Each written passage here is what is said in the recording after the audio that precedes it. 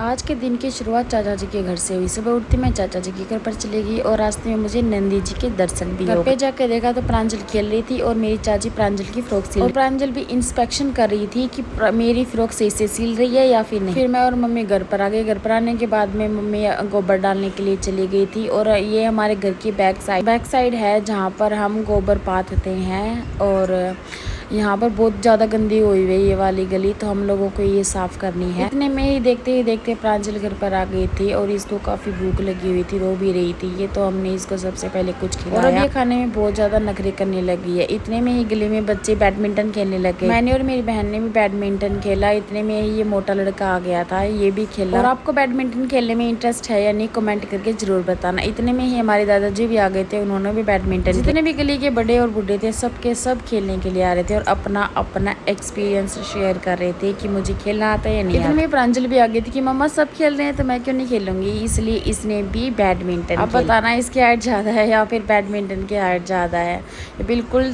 मतलब दुखी हो चुकी थी बैडमिंटन को पकड़ के, और इतने में बैडमिंटन को नीचे छोड़ देती है और फिर हम लोग खेलने लग जाते हैं। हमने काफ़ी टाइम तक। ये मेरे मामा जी की लड़की है, इसको फीवर हो गया तो मैंने इसको टैबलेट दी थी। इसको 2 दिन से फीवर हो रहा है। टैबलेट देके फिर हमने गेम को दोबारा से कंटिन्यू किया और हम शाम तक खेल रहे थे जब तक हमें चिड़ी दिखनी बंद नहीं हो गई। खेल खाल कर जब मैं घर पर आई तो मेरी मम्मी जो है वो सब्जी कट कर रही थी और मेरी दादी सब्जी को चढ़ाने की तैयारी कर रही। तो राधे राधे दोस्तों, कल मिलेंगे नए व्लॉग में। अब हम खाना खा लेते हैं।